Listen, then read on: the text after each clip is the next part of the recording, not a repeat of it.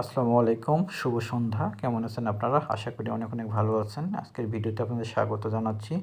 আজকে বায়োলজির রক্ত থেকে কিছু গুরুত্বপূর্ণ এমসিকিউ নিয়ে আলোচনা করব। আশা করি পুরো ভিডিও জুড়েই থাকবেন। ভিডিওটি ভালো লাগলে যারা আমার ফেসবুক পেজে দেখছেন, পেজটি শেয়ার করে দিবেন এবং ফলো করে দিবেন। আর যারা ইউটিউব চ্যানেলে দেখছেন, অবশ্যই চ্যানেলটি সাবস্ক্রাইব করে দিবেন। আজকের প্রথম প্রশ্ন, মানুষের রক্তের পিএইচ কত? রক্তের পিএইচ মূলত 7.35 থেকে 7.45 এর মধ্যে ওঠানামা করে থাকে। এর কম বা বেশি হলে রক্তে বিভিন্ন ধরনের জটিলতা দেখা দেয়। এখানে সঠিক উত্তর বি, 7.4। এরপর রক্তের তরল অংশকে কী বলা হয়ে থাকে? রক্তের তরল অংশকে প্লাজমা বলা হয়ে থাকে। সঠিক উত্তর বি।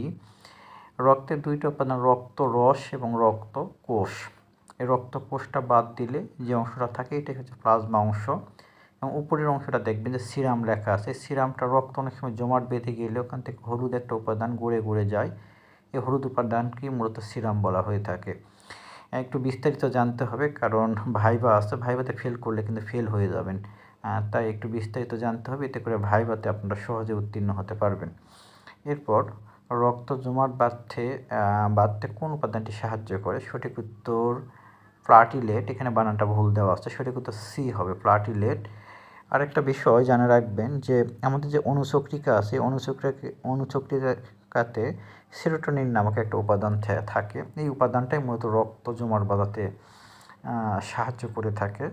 এছাড়াও আমাদের হেপারিন নামক আরেকটা উপাদান থাকে। এই হেপারিন উপাদানটা মূলত রক্ত জমাট বাঁধাতে দেয় না। এই উপাদানটা রক্ত জমাট বাঁধাতে দেয় না। তাহলে সেরোটোনিন রক্ত জমাট বাঁধাতে সাহায্য করে এবং হচ্ছে আরেকটা কি বললাম যে হচ্ছে হেপারিন রক্ত জমাট বাঁধাতে দেয় না।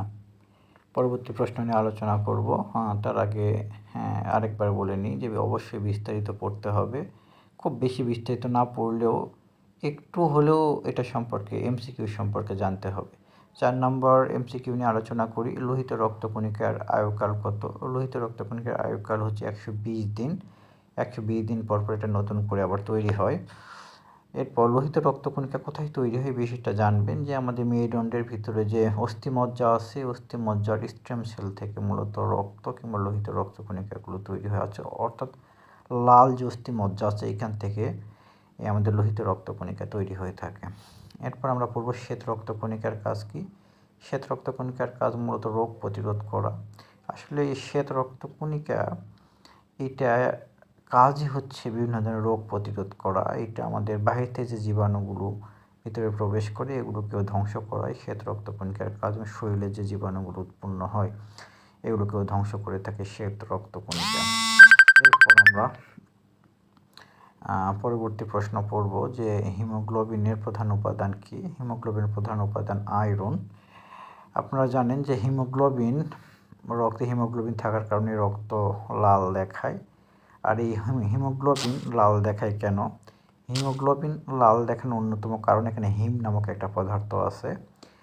আবার বলতে পারেন যে হিম লাল কেন? কারণ এই হিমে আয়রন থাকে, অর্থাৎ লোহ থাকে, এই জন্য এটা লাল দেখায়।